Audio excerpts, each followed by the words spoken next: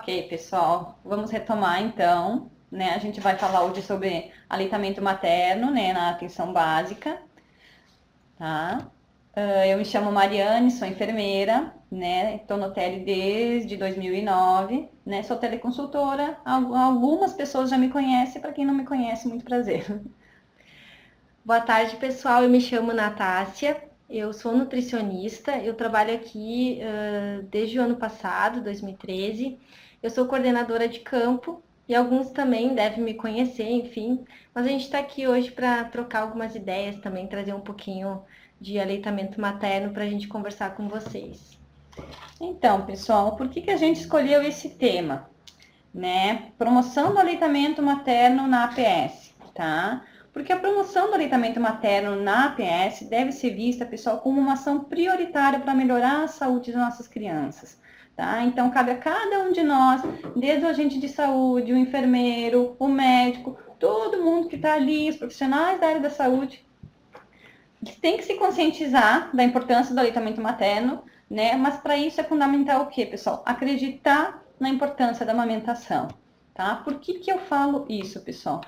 Porque eu estava lendo um artigo que dizia assim: aleitamento materno, ainda existe quem não acredite? E a resposta é bem simples, pessoal. Sim, ainda existe quem não acredita, tá? E pior do que não acreditar é a frequência com a qual o aleitamento materno é considerado culpado, pessoal, tá? Por algum problema ou alguma situação que não seja mais comum ou a mais habitual para aquela situação, tá? Mesmo que isso não esteja incomodando a mãe, o pai ou o bebê. Cito elas. Se a criança não come, é por conta de mamar o tempo todo. Se ela engorda muito, é porque mamou o tempo todo. Né? Se não engorda, é porque mamou demais e não quis comer. Se a criança é branquinha ou pálida, é porque o leite é fraco, tá? Se a criança é grudada na mãe, é por culpa do peito, tá? Se a criança não dorme a noite inteira, é peito por causa do peito, do peito e do peito, né? E todas essas certezas, né, entre aspas, vamos dizer assim, que são atiradas, pessoal, no ouvido inseguro de uma mãezinha, principalmente aquelas mães de primeira viagem, né, que está tentando oferecer apenas o melhor que ela tem, né, para o seu bebê, que é o leite materno e o vínculo, né, que interferem no sucesso do aleitamento materno, pessoal, tá? Conforme recomenda o Ministério da Saúde, pessoal, e a Organização Mundial da Saúde, tá? A mãe deve oferecer somente o leite do peito durante os 6 primeiros meses de vida, tá? E após os 6 meses, ela deve continuar amamentando até os 2 anos ou mais. E a partir disso, introduzir os alimentos da família, tá? Até 1 ano de idade, a criança é considerada lactente, pessoal. Tá? Isso significa o quê? Que até os 6 meses ela deve se alimentar exclusivamente de leite materno, tá? Somente receber leite materno, sem outros líquidos, sem outros sólidos, tá? Depois dos 6 meses, né? Então, independente do tipo de aleitamento que essa criança esteja recebendo, se é aleitamento predominante, se é o complementado, se é o parcial, por fórmulas infantis, aí recomenda-se então a introdução de alimentação complementar, mas a gente pode manter o aleitamento por até 2 anos ou mais.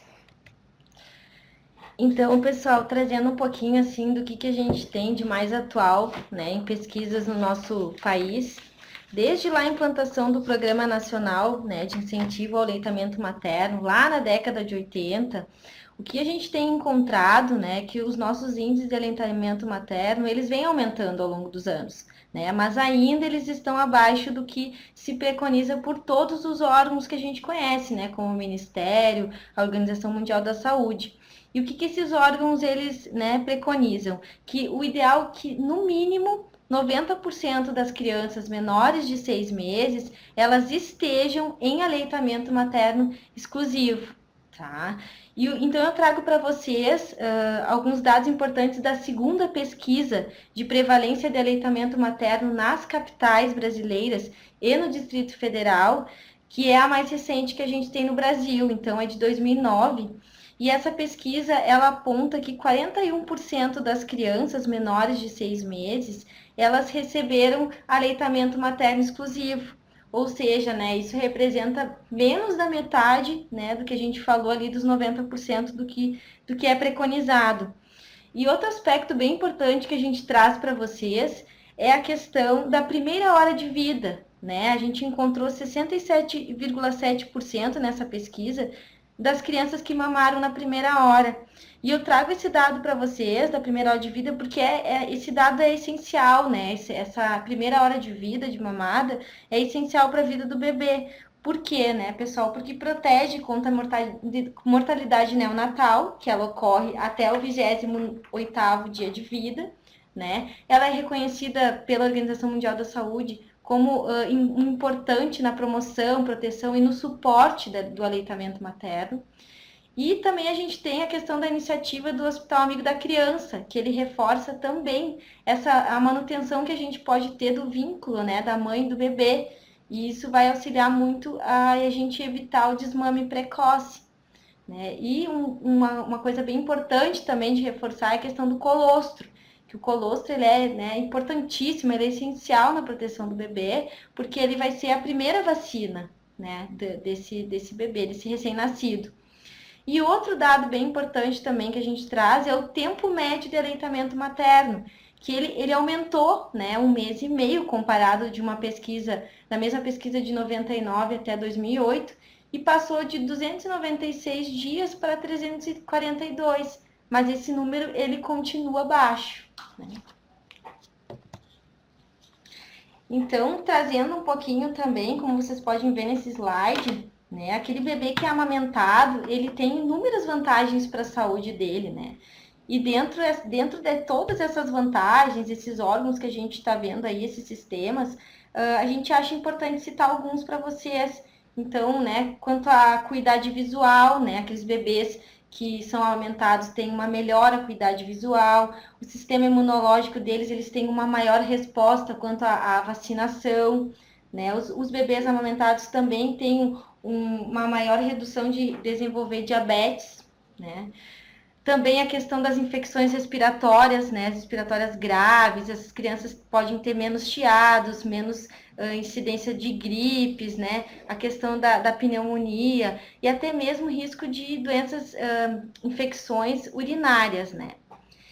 Também a questão do colesterol, né, então tem pesquisas também que apontam que aqueles bebês que foram amamentados, eles têm uma menor incidência de colesterol elevado quando adultos, tá?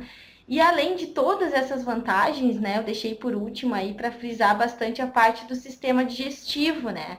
Porque os bebês, eles têm um sistema digestivo muito imaturo, então, né, aquele bebê que for amamentado, ele vai ter menos risco de ter diarreias, né, de ter infecções gastrointestinais e até mesmo a questão das alergias, tá, pessoal? Trago também para vocês esse slide bem importante, que é a questão de por que a gente não deve usar mamadeira, não deve incentivar a chupeta, a chuca, né, ou até mesmo chama do protetor de mamilo, bico intermediário, né, o porquê disso tudo. Então, a gente traz para vocês 5 motivos, né, e eu vou explicar um pouquinho de cada um deles para vocês. O primeiro motivo, então, né, em primeiro lugar, a questão do risco de contaminação. Então, muitas vezes, né, a mãe não consegue limpar direito, então a limpeza muitas vezes não é adequada, né?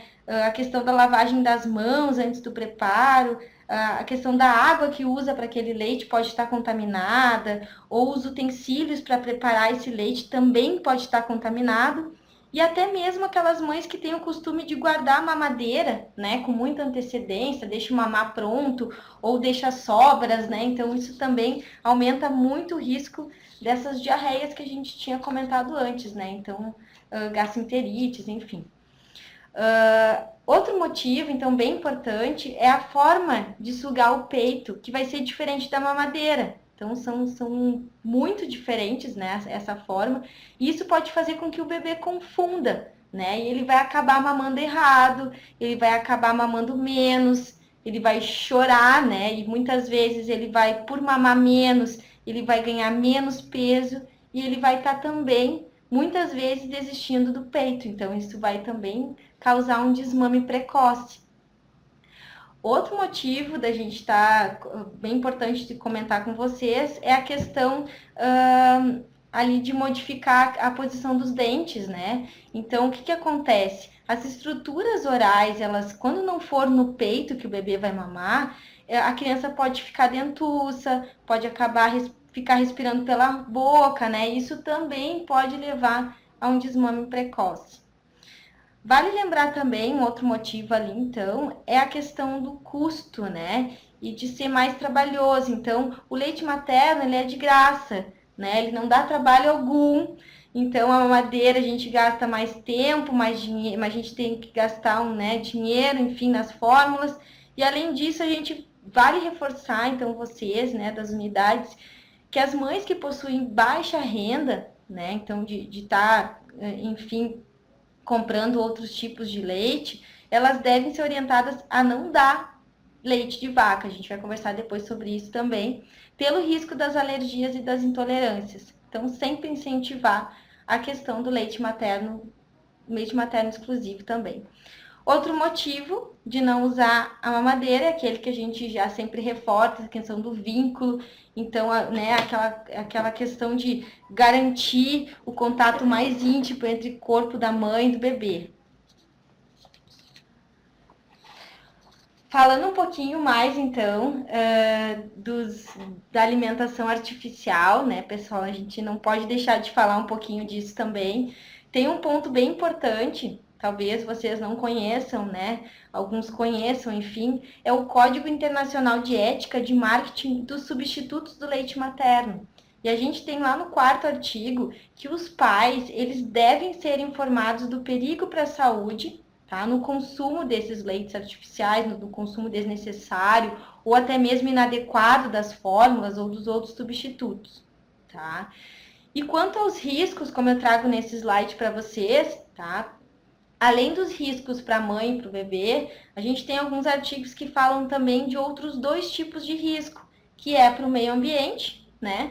E também para a questão da sociedade, né? Como um todo. Então, a gente tem para o bebê ali, vocês veem que tem vários riscos, e apesar de todas as melhorias na indústria, né, enfim, do leite artificial, a sua composição ela é totalmente diferente do leite materno, tá? Então, vamos aí a alguns riscos para o bebê. A gente tem as doenças crônicas, que como eu já havia comentado, a gente tem um maior risco de desenvolver diabetes do tipo 1 e do tipo 2. Então, alguns estudos mostram que o risco de diabetes tipo 1 ela está entre 19% a 23%, então é um número relativamente, né, alto.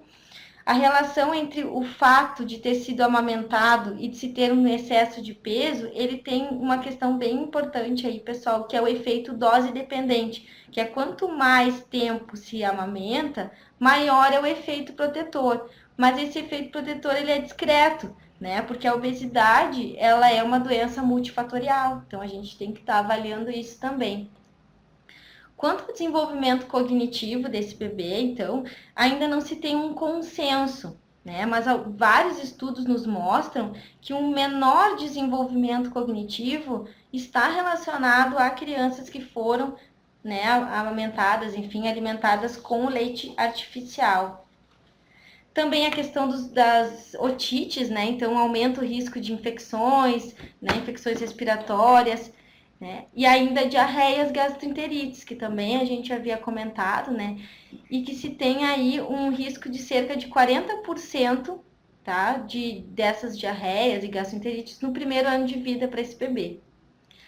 Para a mãe, a gente tem, então, o uso do leite artificial, ele também não tem consequências negativas só para o bebê. Então, nas mulheres em idade fértil, a gente tem o risco de câncer de mama, que ele é reduzido em 48%, tá? Naquelas mães que estão amamentando por pelo menos um ano.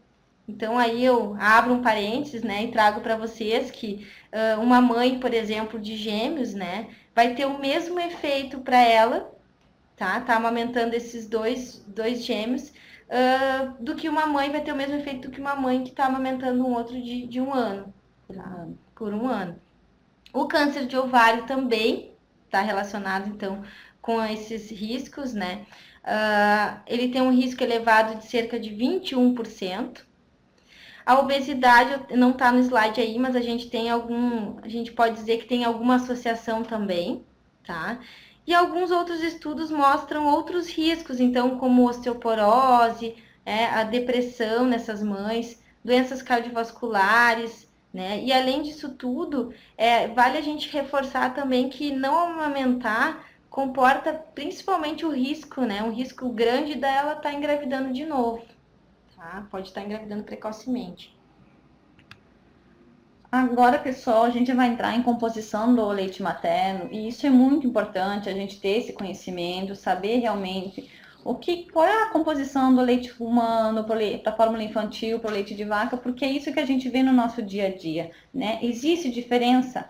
Muitas diferenças, tá? O leite materno é próprio da espécie humana, nunca vai ter um substituto para ele, tá? A gente chama o leite humano como espécie específico, tá? Nunca vai ter um leite que vai se igualar a ele, tá? O leite humano, por exemplo, tem em sua composição os nutrientes em quantidades e proporções adequadas, né, para cada fase do desenvolvimento da criança, tá? Então, quando a gente diz que o aleitamento materno pode durar 2 anos ou mais, é porque ele tem todos os nutrientes necessários até essa idade, tá? Então, até os 6 meses, tudo que a criança precisa, tudo que o bebê precisa, tem no leite materno, tá? Então, após os 6 meses, o que não tem no leite materno se introduz com a alimentação complementar. Mas mesmo assim, o leite materno é fundamental para a criança continuar crescendo, continuar se desenvolvendo em cada fase do seu desenvolvimento, tá? Vamos pegar as vitaminas e minerais, pessoal, tá? As vitaminas e minerais do leite materno são suficientes para suprir as necessidades do lactente até os 6 meses. Tá? Que esteja em aleitamento materno exclusivo, pessoal, tá? Vitamina A, por exemplo, que tem deficiente no leite de vaca, né? E ela é suplementada na fórmula infantil. A falta de vitamina A acarreta problemas o quê? Oculares na criança, né? Então, no leite materno, ela está na quantidade suficiente, tá? Eletrólitos, pessoal, tá? O teor de eletrólitos no leite de vaca é 3 a 4 vezes superior ao leite materno, tá? E o que vai acontecer isso, pessoal? Sobrecarga renal na criança, tá? O que predispõe ao aparecimento de problemas, né, renais e de hipertensão arterial na vida adulta, tá? Porque é 3 a 4 vezes superior o nível de eletrólitos no leite de vaca.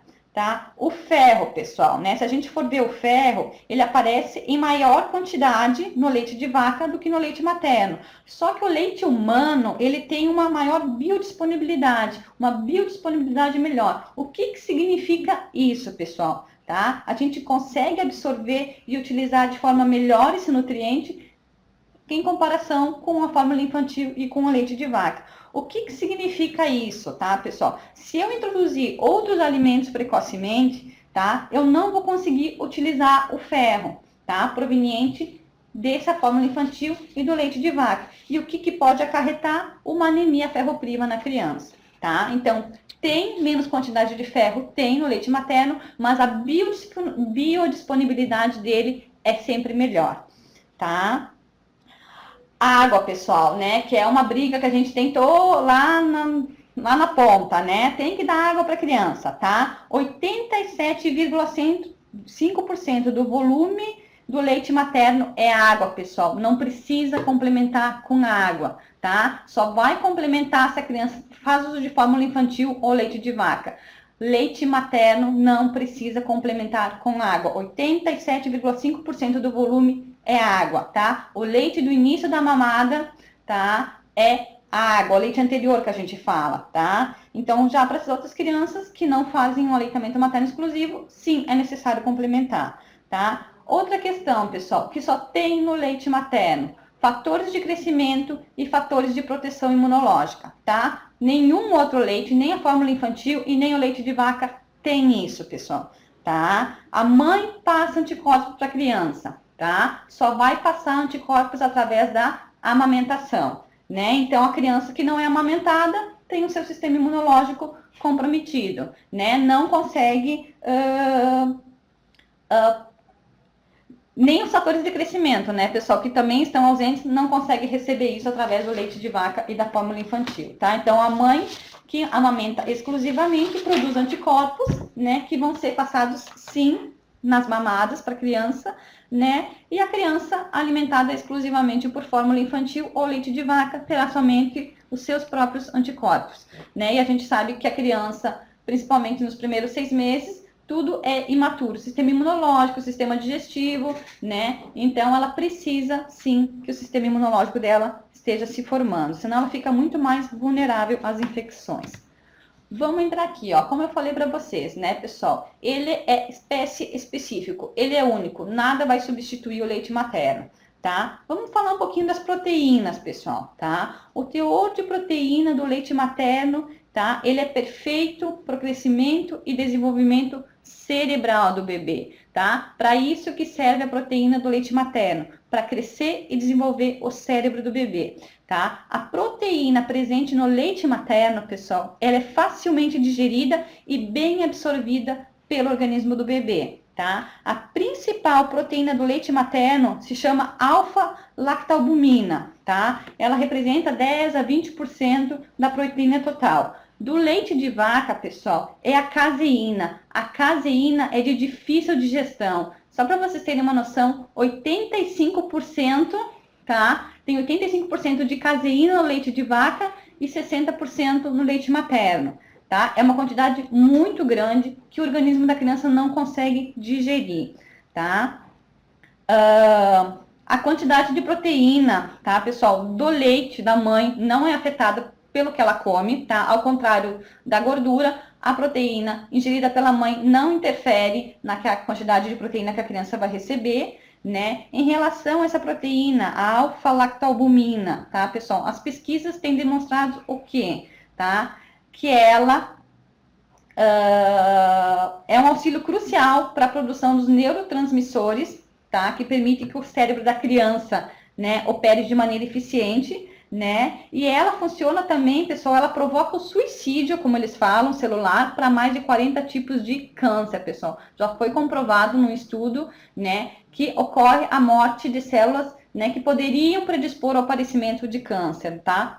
Que só está presente no leite materno, pessoal, tá? O leite de vaca, só para vocês terem uma noção, é rico em beta-lactoglobulinas, tá? É uma proteína com alto poder alergênico, por isso que a gente ouve falar muito em alergia ao leite de vaca, né? Porque se introduz o leite de vaca, nem sempre a mãe consegue comprar as fórmulas infantis e introduz precocemente o leite de vaca, tá?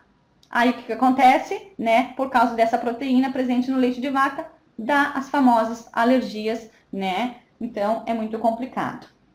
Lactose, pessoal, o açúcar, tá? A lactose, então, fornece 40% da necessidade de energia para a criança, tá? O que a lactose também faz? Auxilia na absorção do cálcio e do ferro, tá? E promove o que, pessoal? A colonização intestinal com lactobacillus bífidos, tá? Que só está presente no leite materno. Esses lactobacillus bífidos, pessoal, são uma bactéria que ela não é patogênica, como a gente fala, tá? E ela vai fazer o quê? Acidificar as fezes da criança, tá? Vai dificultar a instalação de bactérias que causam diarreia, né? Como Escherichia coli, a Shigella, que são bactérias que causam as famosas diarreias, né? Então, ela protege o intestino da criança, tá? O sistema digestivo da criança ajuda a eliminar o colostro, né? Então, ela só está presente no leite materno, tá? Gorduras, pessoal, tá? Que é a principal fonte de energia para a criança, tá?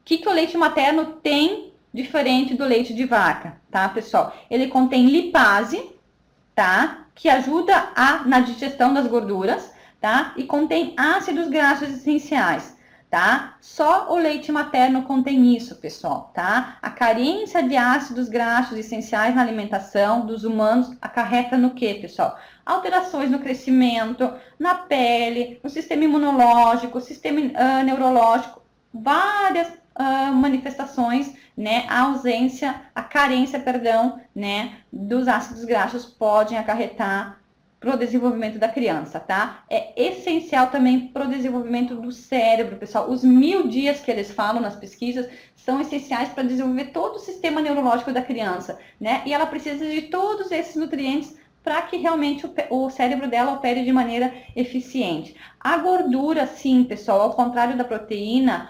a quantidade de gordura no leite materno, ela é influenciada pela dieta da mãe.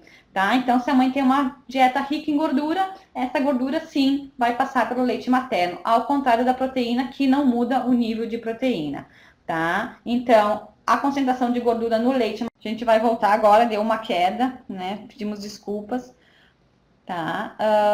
Eu estava falando da concentração de gordura no leite, tá, pessoal? No leite materno, tá? Então, a quantidade de gordura está mais presente no final da mamada, tá? Então, sempre no final da mamada, o leite vai ser mais rico em gordura, tá? O chamado leite posterior é rico em gordura, é o leite que vai saciar a criança, da importância da criança sempre esvaziar bem a mama, tá? E além desses componentes básicos, né, pessoal, que vocês viram, proteínas, carboidratos, gorduras, vitaminas, ele contém aproximadamente uma centena de componentes, tá, pessoal, que não podem ser replicados, tá, no leite artificial. Como eu falei para vocês, ele é espécie específico, tá? E cada dia a gente vai ler, e cada dia a ciência vem encontrando mais e mais substâncias imunomoduladoras, tá? Que vão, em um conjunto, trazer benefícios para a criança, tá?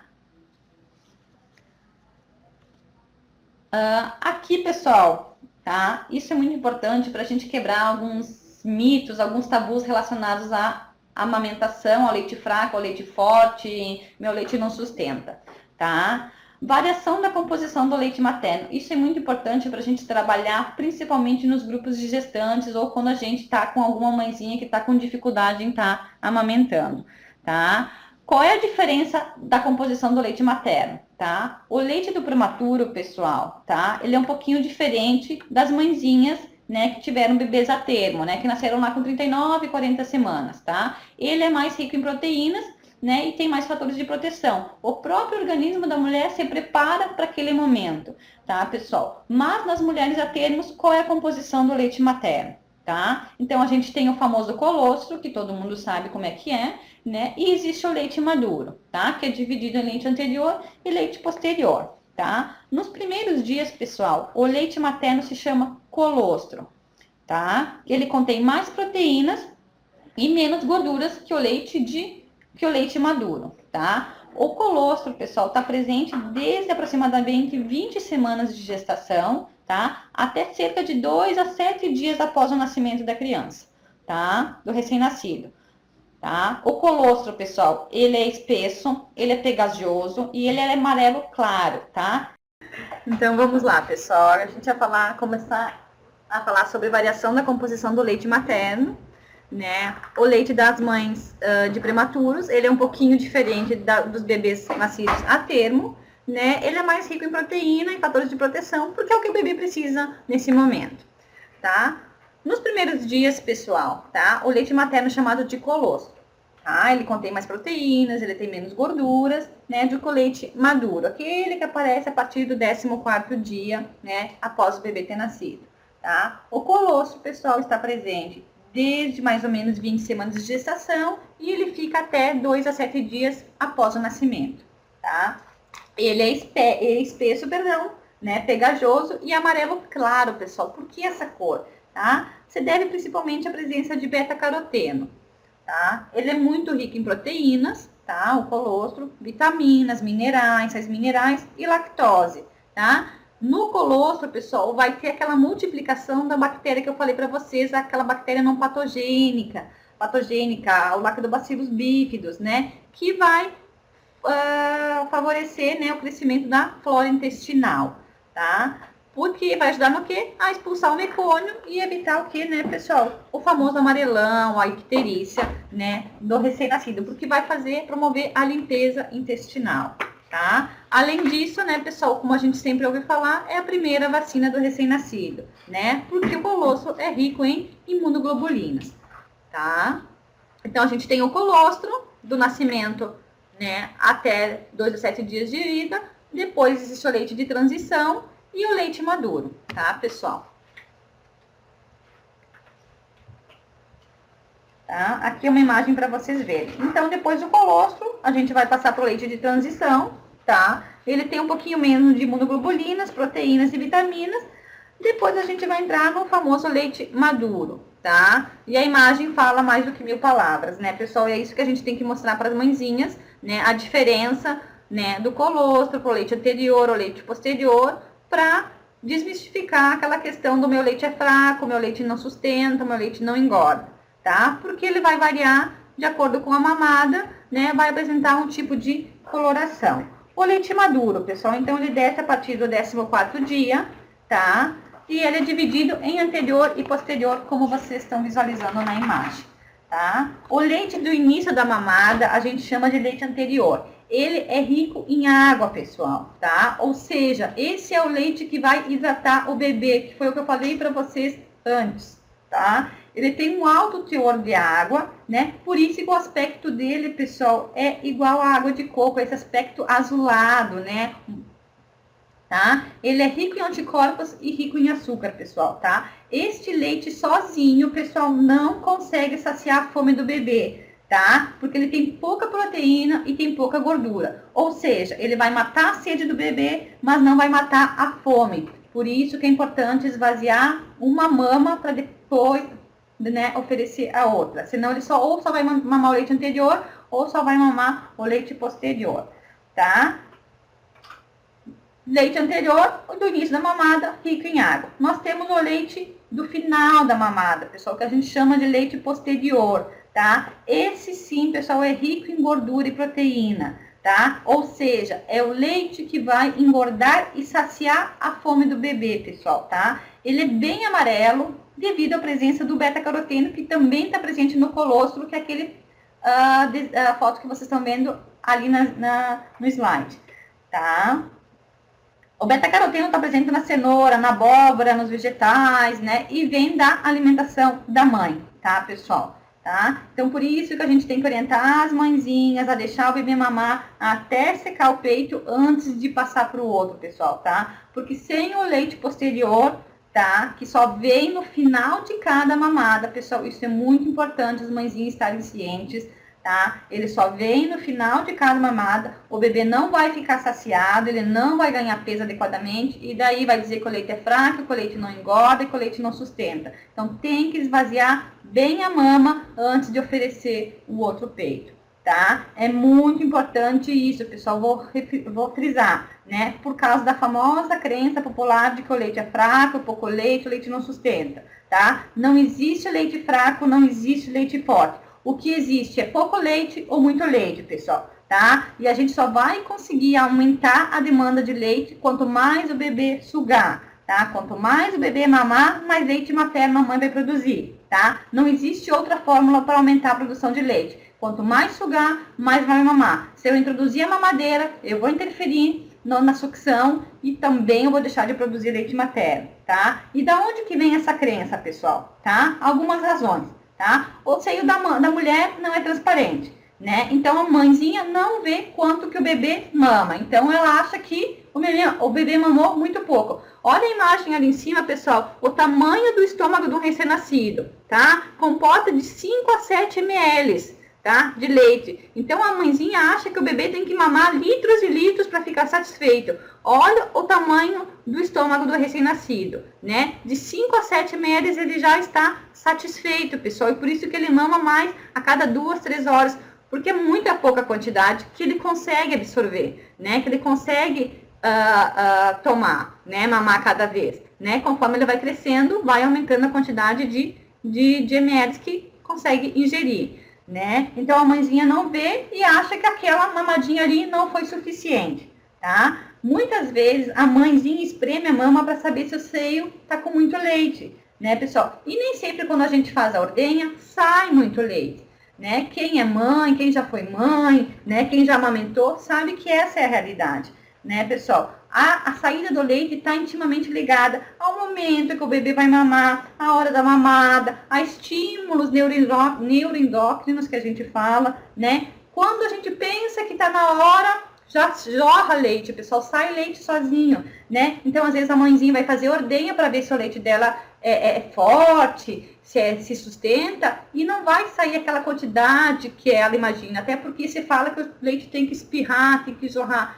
e não é sempre isso que acontece, tá, pessoal? Então, ela pega a bombinha e vai sugar, né? E não vai sair o leite na quantidade que ela espera, ou vai sair com esse aspecto aguado que é o leite anterior. Então, ela já vai dizer que o leite é ralinho e que não vai sustentar a criança, tá?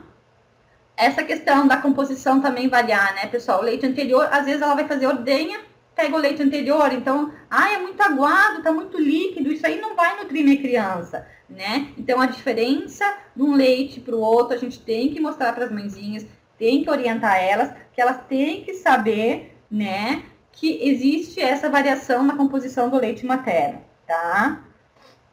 Então, mais uma vez, né, pessoal, a imagem vale mais do que 1000 palavras, né? Ver a diferença entre os leites, né? Auxilia muito a gente a eliminar os preconceitos, os mitos a respeito, né, do leite materno, né? Que a gente pode estar trabalhando de forma clara, de forma simples, né? Trazendo a consciência das mãezinhas realmente para ver o que acontece, a importância do estímulo materno, não introduzir, né, água, chá, nem outra, né,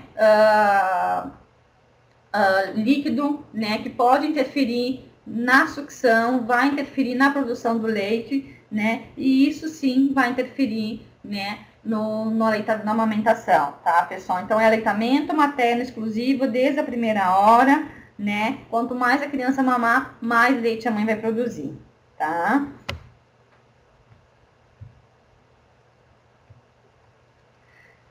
Então, aqui, pessoal, né, a gente traz a questão do leite de vaca, né, que a vaquinha aí tá dizendo, você sabia que o meu leite é indicado somente após o primeiro ano de vida?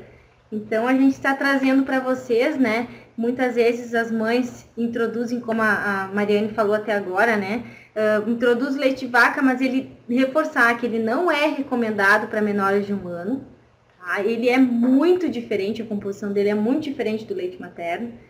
Ele não atende às necessidades do bebê, tá?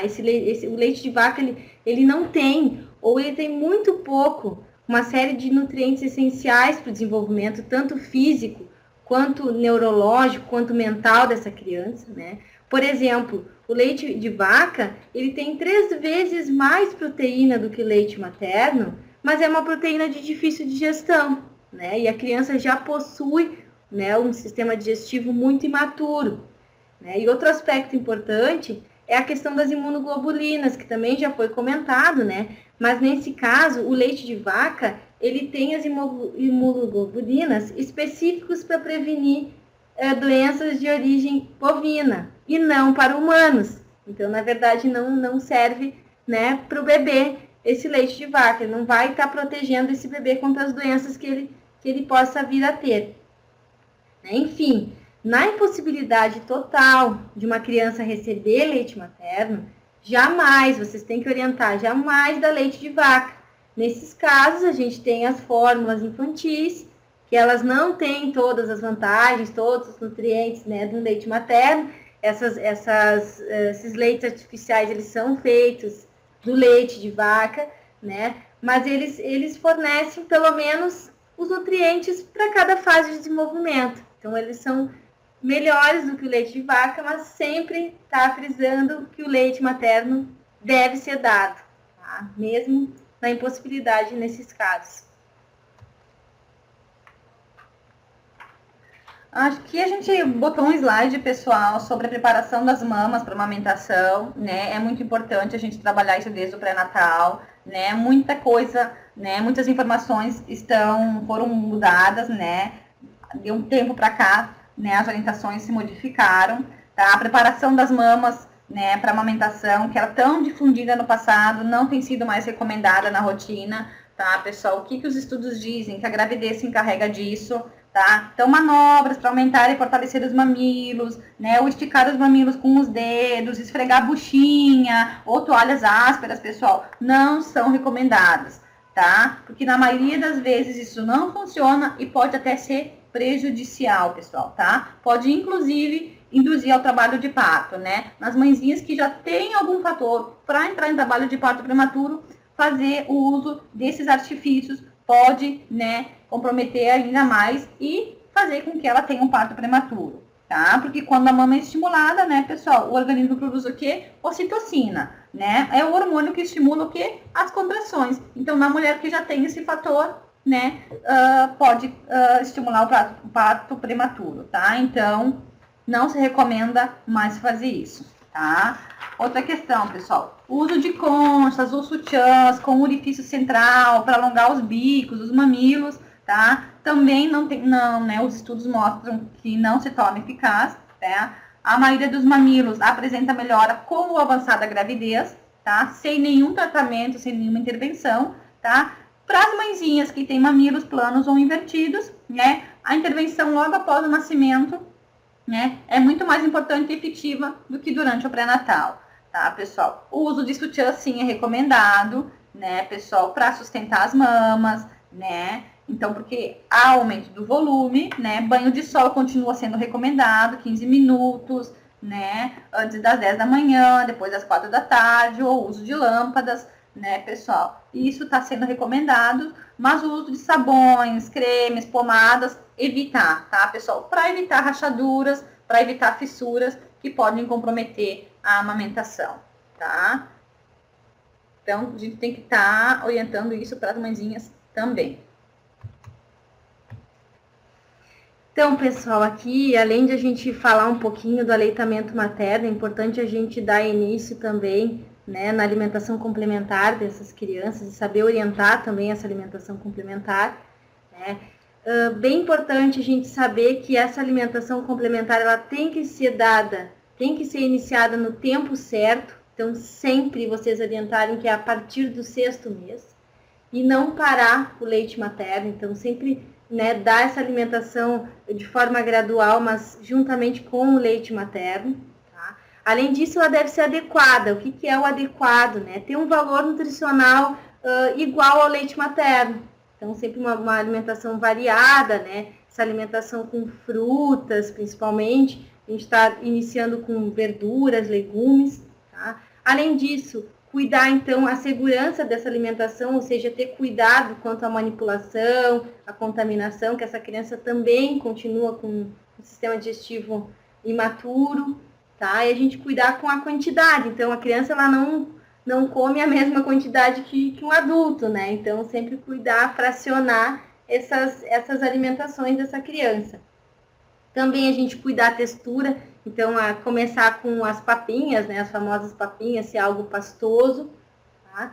E como que deve ser essa alimentação complementar? Ela deve ser dada inicialmente 3 vezes ao dia, tá? E a gente ir aumentando de forma gradual. Então, até a gente atingir 5 vezes ao dia aos 12 meses, né? Ou seja, 1 ano. Então, vocês podem ver o cardápio aí, né? A gente deixa como exemplo para vocês, que a partir do 6º mês, a mãe vai dar o leite materno sob livre demanda. Então, quantas vezes a criança quiser mamar, a quantidade que quiser mamar.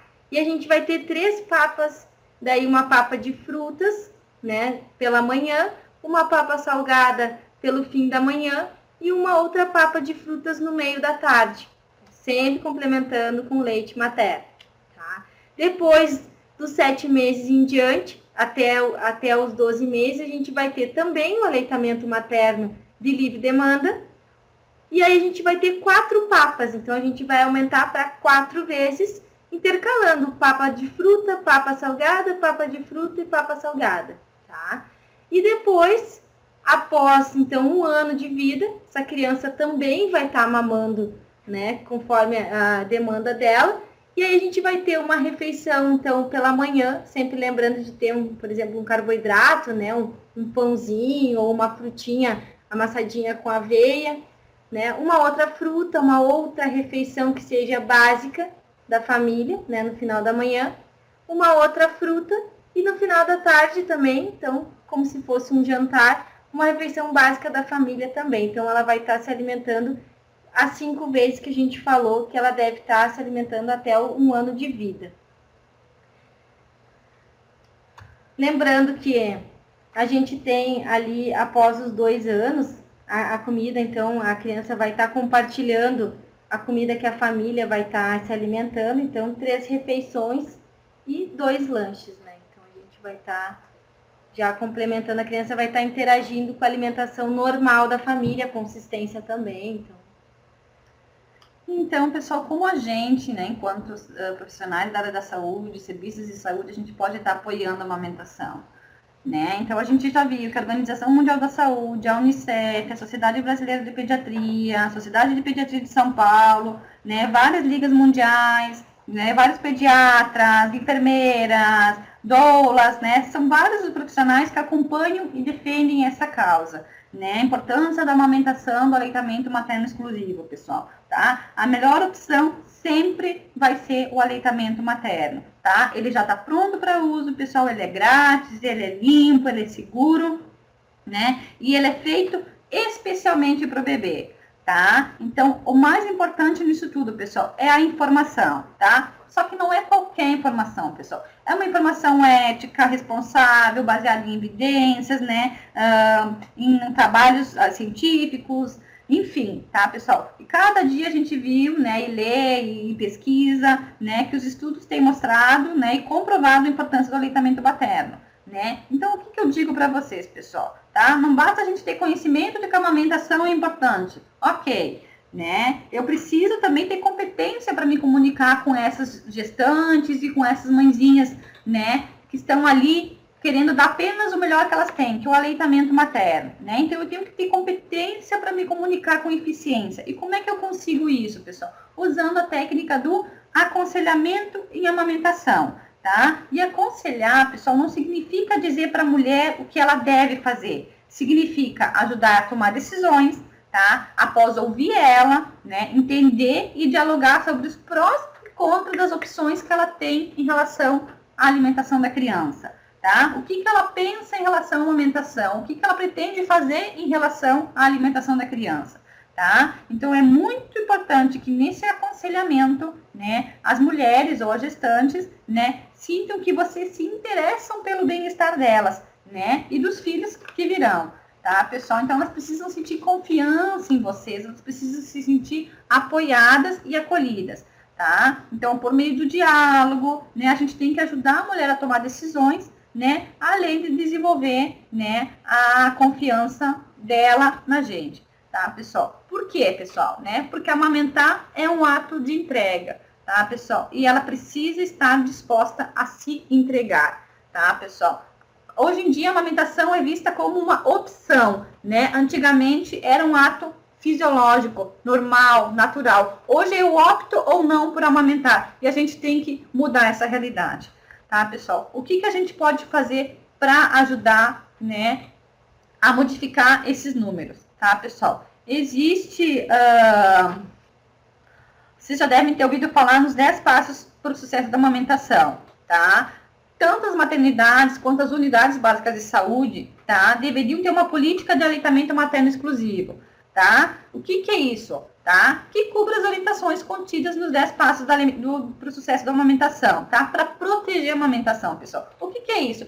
É um manualzinho, orientações que tem que estar presentes ali para os profissionais, para os agentes de saúde, para todo mundo que quiser ver, né? Tá ali a importância da amamentação, como é que ela deve ser feita. É uma orientação, né? Se eu precisar, ela tá aí, eu consigo, né, estar orientando. Tanto as maternidades, pessoal, quanto as unidades básicas de saúde deveriam ter essa política de aleitamento materno exclusiva, tá? Para que todo mundo possa utilizá-la, tá? Numa linguagem simples, né? Para que tanto pacientes quanto os funcionários consigam ir lá visualizar, né? Para poder estar orientando as mãezinhas ou as gestantes, tá? Todos, pessoal, todos os profissionais que têm contato com as mães, com os bebês, com as crianças, seja agente de saúde, seja enfermeira na consulta de puericultura, né, tem que ter uma formação sobre aleitamento materno. Mas o que é isso? É entender, é acreditar no aleitamento materno, né? É buscar informação. Se a mãezinha vem e relata algum problema durante a amamentação,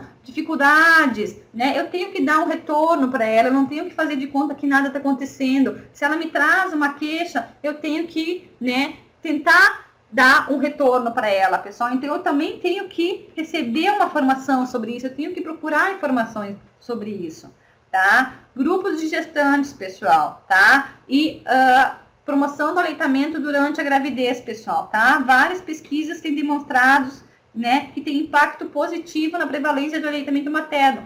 Tenham que trabalhar desde o pré-natal, pessoal, nas consultas de pré-natal, nos grupos de gestantes, em qualquer encontro que eu tiver com a mãezinha, eu vou questionar a questão da amamentação, vou falar da importância da amamentação, né? Materiais para isso, pessoal, existem diversos, existem vídeos, cartilhas, dinâmicas de grupo que trabalham a importância da amamentação, tá? Principalmente para as primíparas, tá, pessoal? As mãezinhas de primeira viagem, tá? Que é onde acontece o desmame precoce, tá? Não adianta a gente dizer que ela tem que amamentar e que é um mar de rosas, ela vai se frustrar, ela vai dizer que ninguém comentou aquilo com ela, e isso perde a credibilidade no nosso serviço, né? Então, a gente tem que mostrar os prós e os contras, o que pode acontecer, o que não pode acontecer, né? Se ela precisar, ela vai ter o apoio da equipe, tá? E pessoas como companheiro, as avós, né? Todas as pessoas que possam interferir, né, nesse processo de amamentação têm que estar presentes em algum momento, tá, pessoal? Então, a presença deles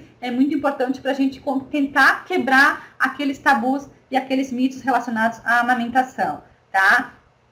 O apoio à amamentação, pessoal, tem que estar disponível independente do local onde a mulher venha procurar ajuda. Seja lá na casa, quando a gente vai fazer visita, seja lá no grupo lá, ou seja na unidade básica de saúde. A gente tem que estar preparado para estar orientando ela em diferentes momentos, tá? E a gente também tem que dispor um pouquinho do nosso tempo para estar conversando com as mãezinhas sobre isso, tá? A frequência e a duração da amamentação, pessoal, deve sempre ser incentivada, tá? Livre demanda, quando a criança quiser, não existe aquela questão de noite tu não pode dar o peito porque a criança tem que dormir, tá? Principalmente nos primeiros meses de vida, pessoal, a criança precisa mamar a cada 3 ou 4 horas, tá? Isso é muito importante, tá? A gente sabe que muitas avós dizem, se tu acordar, ele sempre vai acordar de noite, né? A criança, 3 a 4 horas, tem que ser alimentada, pessoal, tá? Muito importante, pessoal, isso eu falo em grupo de gestantes, tá? A gente tem que fazer uma roda de conversa e colocar as experiências de outras mãezinhas sobre a amamentação, tá, pessoal? Para identificar quais foram as dificuldades, né? Então, o bebê não sugou, o leite não desceu, né? Para elas poderem conversar entre elas e a gente ver quais são as dificuldades, os medos, os mitos relacionados sobre a amamentação, tá? Que daí a gente consegue perceber realmente quais são os medos, os mitos que elas têm e conseguir, né, dar um retorno. Se rachar, o que eu faço para evitar dor no mamilo, né? E também dar esse suporte quando acontecer rachadura, quando tiverem as dores, né, o engurgitamento mamário, dar esse suporte para a mãe quando ela precisar, pessoal. A gente tem que estar preparado para isso também, tá? Orientar elas aqui, aconteceu algum problema, procurar o profissional da área da saúde, tá? Ou eu acho que o meu bebê não tá ganhando peso, né? Mas, vocês mediram, pesaram essa criança, demonstraram para ela que realmente ela tá ganhando peso, que bebê gordinho não é sinônimo de bebê saudável, que ele não precisa estar cheio de dobrinha para estar saudável, né? Isso é muito importante, que a gente sabe que interfere muito. A criança branquinha, né? A criança magrinha não é saudável. Pera lá, a criança obesa não é saudável também, tá? Então, mostrar a técnica do aleitamento, né, os benefícios. Entre os profissionais, isso também precisa estar muito, né, evidente, né, pessoal, que eu falei lá no início, a gente tem que acreditar na importância da amamentação para poder passar essa informação adiante. Se a gente não acredita, né, como é que a gente vai querer conscientizar as pessoas, tá? Desmistificar, então, aquela questão das práticas culturais, das crenças, que precisa da água, que o bebê tem sede, que o bebê não ganha peso, tudo aquilo que a gente falou antes, né, pessoal? Então, trazer as avós, as sogras, todo mundo que possa estar interferindo, porque a gente sabe que a mulher precisa estar psicologicamente preparada para amamentar, porque qualquer coisinha interfere, né? Alguém vier dizer que o bebê não está ganhando peso, que o leite dela é fraco, né? Tudo isso vai interferir, sim, pessoal, tá? Então, trabalhar isso é muito importante, tá? As crenças culturais, cada uma de vocês, na unidade de vocês, tem suas próprias crenças, suas próprias culturas, né? Então, cada uma vai ter que identificar isso e trabalhar em cima disso, tá, pessoal? Enfim, né, pessoal? Aqui tem até a imagem que mostra isso para vocês, né? Sempre vai ter alguém querendo dar a mamadeira, dar o chazinho, dar o suquinho, né? A gente tem que ir lá e mostrar a importância realmente do aleitamento materno exclusivo até o 6º mês, né? Os nossos números mostram que realmente não está sendo praticado o aleitamento materno exclusivo, né? No máximo por 2 meses isso acontece, depois já se começa a introduzir leites artificiais, né? Ou outros alimentos, né?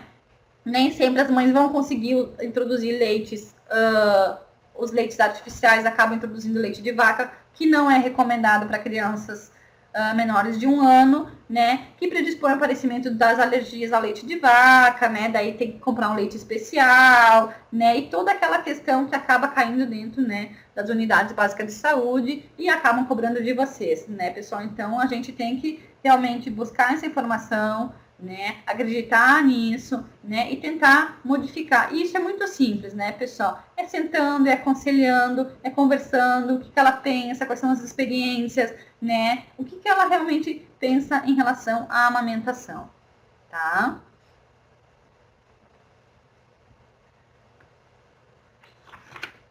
Então agora, pessoal, a gente fica à disposição de vocês para as eventuais perguntas. Esse slide que a gente deixou aí são as referências que a gente utilizou para essa apresentação, então são alguns artigos, a gente tem alguns manuais também, depois a gente deixa o outro slide também, que tem mais algumas, e a gente fica aqui à disposição mesmo das perguntas, e esse é um tempo aberto, livre para vocês nos questionarem, tá? A gente vai aguardar aí, então, as perguntas.